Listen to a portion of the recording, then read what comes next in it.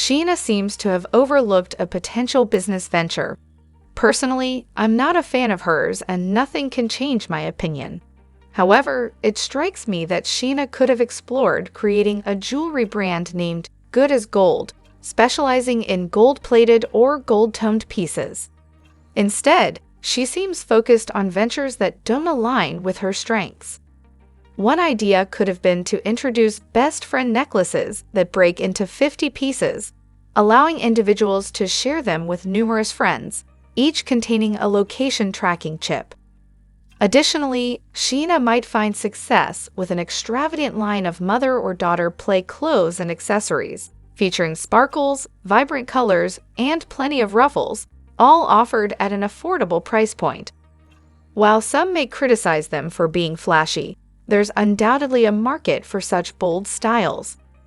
Hello everyone, welcome back to my channel, Spill Chronicles. It's me, Ramona, here.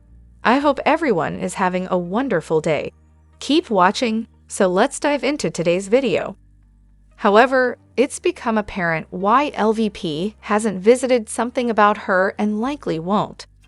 Katie and Ariana didn't conform to her expectations and aren't featuring Vanderpump Rosie at SAH. Moreover, Vanderpump Rosie has ceased production. According to my industry contact who holds the license, it's no longer being manufactured. Any remaining stock is likely being distributed through her restaurants and Total Wine. Why the sudden halt? Perhaps because the wine was poorly received. Despite trying it for its novelty, even as someone accustomed to inexpensive wines, it was undrinkable. I believe LVP's absence stems from her aversion to seeing other women succeed independently. She probably feels slighted by not having a stake in SA, especially since she wasn't involved in Katie and Ariana's decisions. LVP likely expected some form of compensation for their venture due to their association with her show. This aspect often goes unnoticed. LVP's lack of promotion for ventures she doesn't profit from. Her original production contract ensures she benefits from all VPR-related Bravo shows, but she's indifferent to promoting ventures like Stassi, where she doesn't receive a cut. She's more inclined to endorse ventures like TomTom, where the Tom's reputations bolster business, or events where James Jigging benefits her establishments. Considering LVP's recent absence from LA due to filming commitments in the UK and subsequent promotions, it's plausible she hasn't been around enough to visit SAH. While her actions might seem sexist, it's also possible that logistical constraints have played a role in her absence from the scene. On the other hand, I doubt Ariana will return unless she exhausts other options. If I were her PR advisor, I'd strongly advise against it. She's already achieved her goals with the show and risks tarnishing her image if she slips up on camera. The potential negatives outweigh any benefits of returning for another season.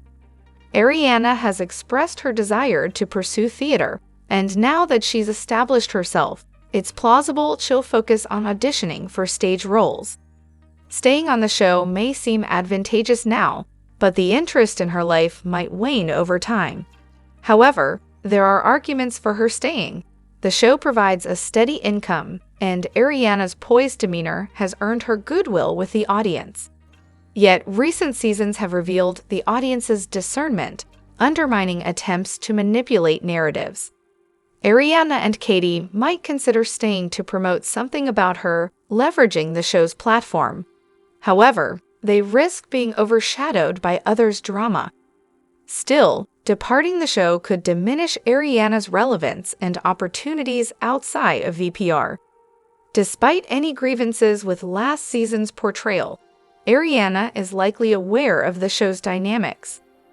While she may have been mistreated, she's no stranger to the reality TV landscape and its potential pitfalls. However, the portrayal of Stassi as a villain for expressing discomfort with Jeremy's behavior was unfair. Billy, Ariana, and Sandoval made her out to be dishonest and malicious, when warning another woman about a potentially creepy situation is a common act of solidarity among women. The handling of this storyline was distasteful. There's an underlying tension between Jax and Stassi, with Britney feeling insecure about their past. Their absence from Stassi's wedding might have stemmed from jealousy, despite their excuses about passports. Speculation about Ken's paternity of Max has circulated due to their striking resemblance. While Lissa's loyalty to Ken is evident, the truth behind Max's parentage remains a mystery. Sandoval's handling of suicidal ideation was problematic, as he seemingly weaponized it for his own benefit. Therapy should have been prioritized over exploitation for a redemption arc. Sandoval's casual diagnosis of others with mental health conditions, particularly BPD, is insensitive and stigmatizing. Using mental health as justification for his actions while dismissing others' struggles is manipulative and unfair.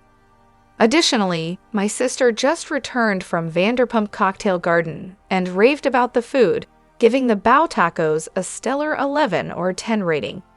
Unfortunately, she didn't snap a pic, but she did snag a napkin for me, sensing my envy. Thought I'd share the excitement with you all.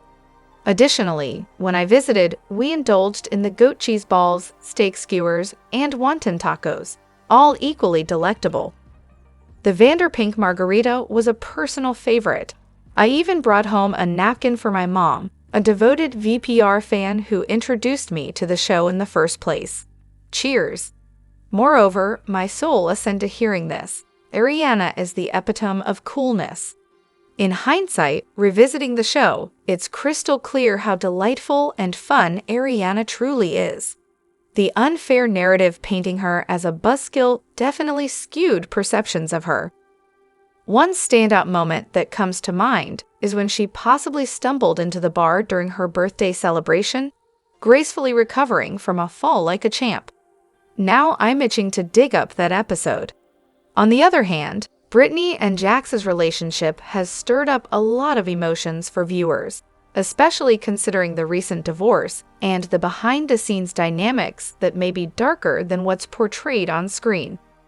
Lala mentioned at the reunion how Jax berated her over the nanny issue, and Britney has shared concerning instances where their son mirrored Jax's behavior towards her, prompting her realization that she needed to leave. However, as the seasons progress, sympathy for Britney may wane, particularly given her prior knowledge of Jax's behavior. Some viewers found her reaction during the roast distasteful, as she seemed more upset about the possibility of Jax kissing a man rather than his other egregious actions. It's worth noting that there are details beyond what's shown on the show that contribute to understanding their relationship dynamics. For instance, Britney sought out the VPR cast while in a relationship, indicating a prior interest in the fame associated with the show. Additionally, there have been allegations of homophobic and conspiratorial beliefs attributed to Britney, which may add further complexity to her character. However, Lala's decision not to pursue music as a career, despite her evident talent, raises questions. With her captivating voice and appearance, she could have potentially achieved success in the music industry, surpassing the earnings from her podcast. However, some speculate that Lala lacks the necessary work ethic, preferring quick money with minimal effort. It's been noted that many of her business opportunities were handed to her, suggesting a reluctance to start from the bottom due to ego and a lack of humility.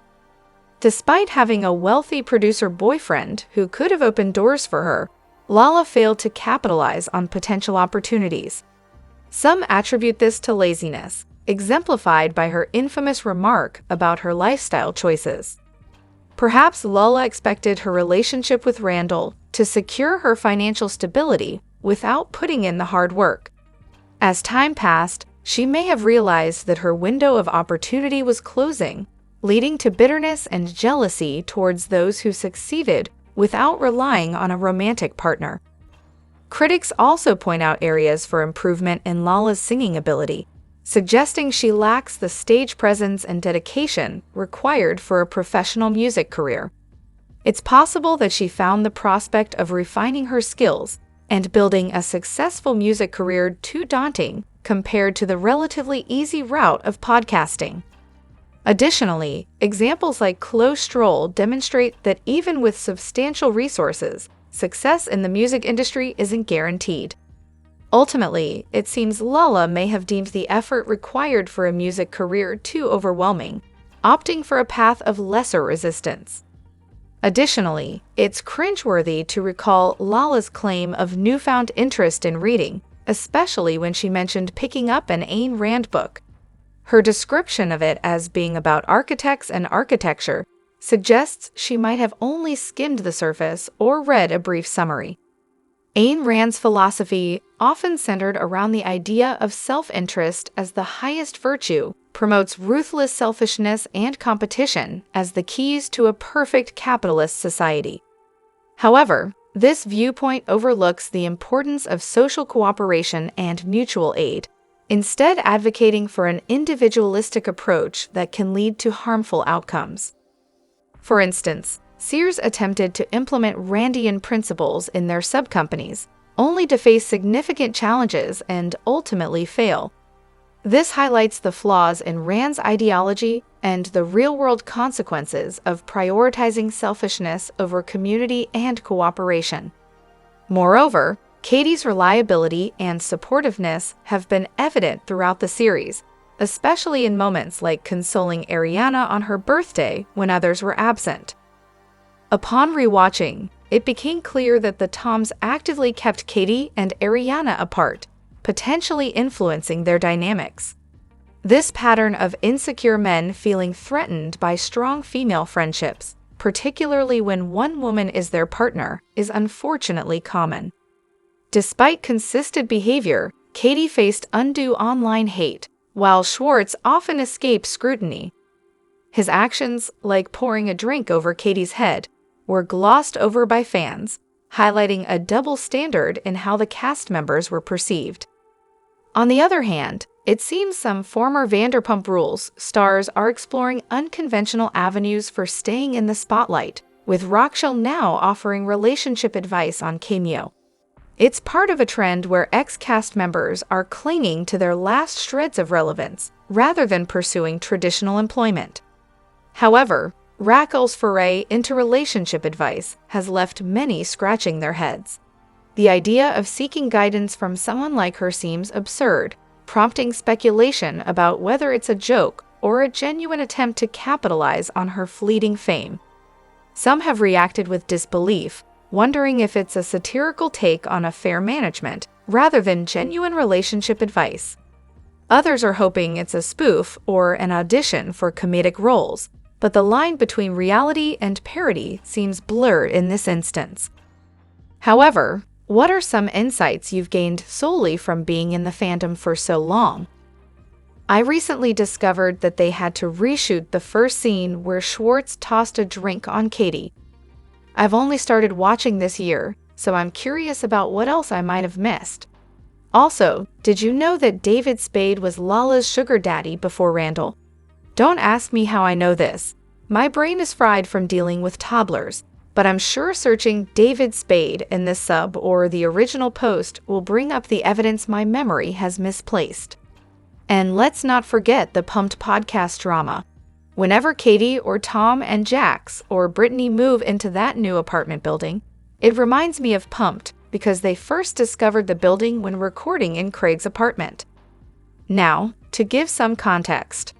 There was a VPR recap pod called Pumped, where one co-host, Craig, started to build friendships with the cast after having them as guests several times. The other co-host, Laura, didn't like it because they couldn't gossip, which was their brand. Tensions rose when Laura tried to gossip, and Craig defended the cast. Eventually, tensions reached a boiling point in what I believe was their final episode, where they addressed their issues on air. I'm not sure if it was before or after that when Katie clashed with Laura after Laura called her tea towel wedding invitations cum rags. Katie's response was classic, "I'll clog your drains with my cum rags." Lara then went on to start SUP, Sexy Unique Podcast, where she's free to gossip to her heart's content. Regarding the Katie or Tom drink reshoot rumor, I need solid evidence. Katie isn't great at faking things, and her reaction seemed genuine. Plus, why would either of them agree to reshoot that? It sounds like a strange rumor that's persisted. Kristen discussed it on her podcast. She mentioned how the cameras were put down for a few minutes. I can't recall the reason she gave, and during that time, the incident occurred. They hurried to pick the cameras back up and captured all the aftermath, but missed the initial scene.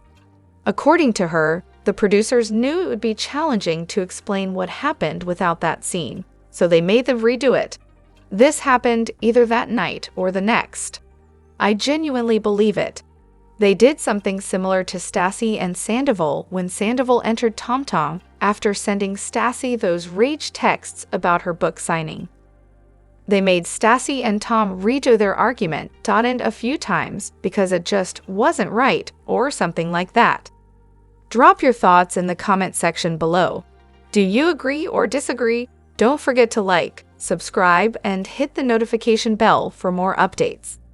Your opinions matter, and I will see you at the next video. Thank you.